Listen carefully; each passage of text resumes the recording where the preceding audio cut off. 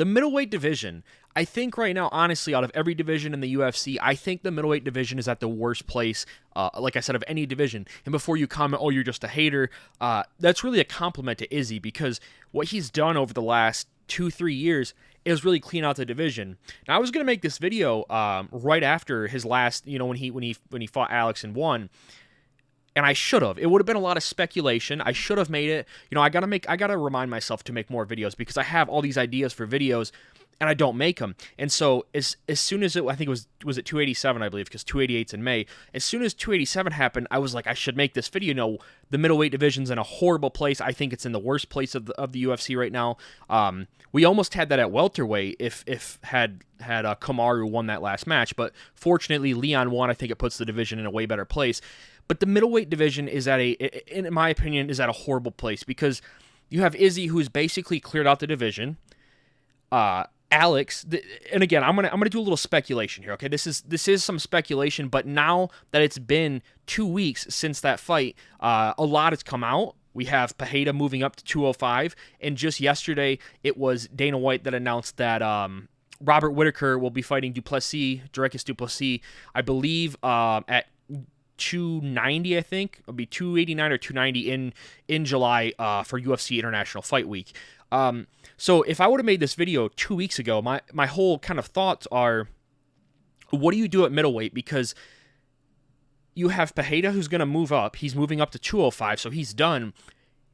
And everybody else in the top 5, besides Robert Whittaker, I just don't see them winning at all. And so what I was going to say is I think the fight you make is Izzy versus Whittaker. I think that makes the most sense, right? So I thought what was going to happen is either Izzy was going to try 205 again and try to fight Jamal, or if Jamal fights Yuri and then whoever wins that, I see Jamal winning against Yuri, by the way. I thought maybe Izzy would try to go up to 205 again, because I'm sure he's going to go up to 205 again in the future.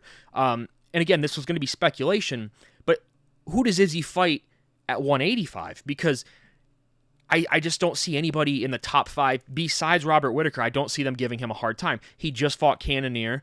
I don't remember if it was 50-45 or 49-46. I'm not exactly sure. Before that, he fought Vittori. He fought Costa. The only other fight is Whittaker. Whittaker it'll be the third. It'll be a trilogy. But I think besides Alex knocking Izzy out, and again, that was a 5th round knockout. He lost, I think, every round before that. He might have won one round. I think he won the first round just by leg kicks alone.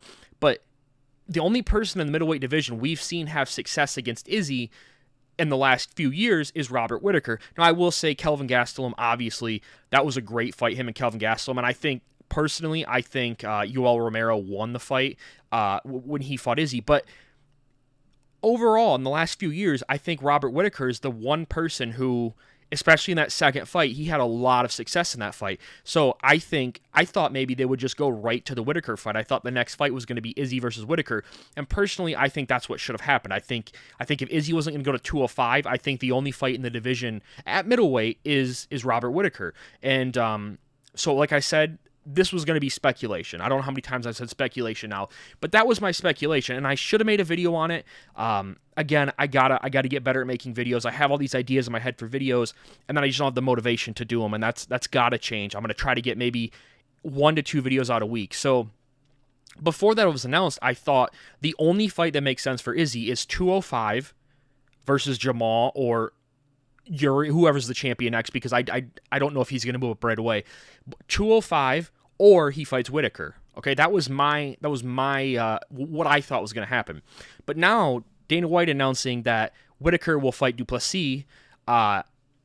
Personally, I think that's a step down for Whittaker in competition. Du Plessis is good, obviously. His gas tank is horrible. I think in almost every fight I've seen that he didn't finish in the first or second round, halfway through the second round, you can really start to see him slow down, and he goes into the third round, and it's over. In the third round, he is just done.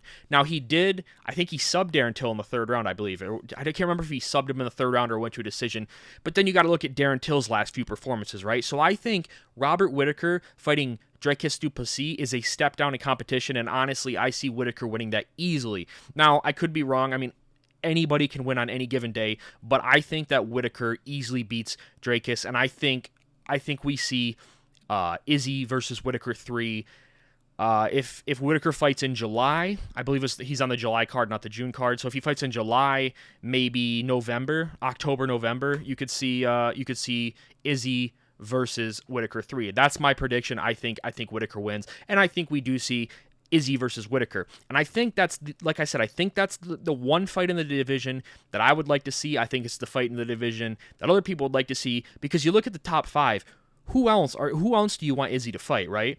I think Whitaker did a way better job than who do you want to call it? Cannonier did in their fight. Robert Whitaker, he's like the Max Holloway of 185, right? He hasn't beaten the champ. He has been a champ. He hasn't beaten the current champ, but I think he's had the most success. And Robert Whitaker is destroying all of the top contenders. He is a dark horse in the division, I guess.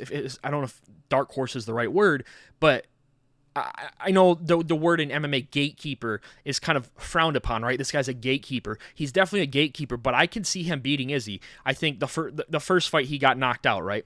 The second fight was a close fight.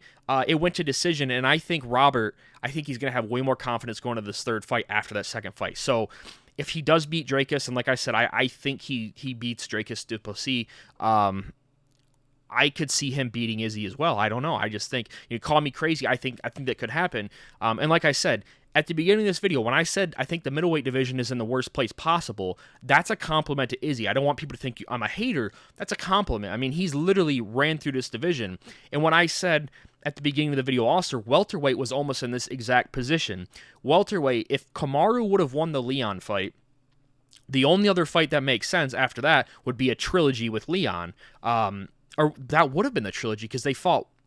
Yeah, so if Kamaru would have won that third fight, what's the next fight? Because Kamaru cleaned out the division as well. Maybe a Gilbert Burns rematch, which, by the way, also announced Gilbert Burns will be taking on Bilal Muhammad, UFC 288 in New Jersey, I believe it is. And it's a 5-round co-main event. I might make a video on this as well. I think that's I love that it's a 5-round co-main event. I know Chael Sonnen has some, shout out Uncle Chael. I know he has a select opinion on having a 5-round co-main event that's not a title fight, but I think that's a perfect fight. I don't know who I have winning in Bilal versus Gilbert. Gilbert having cut weight a month ago and having to do it again, or a few weeks ago and having to do it again, I think might take a toll on him, and it's a 5-round fight, and I think maybe that's why Bilal wanted it 5 rounds.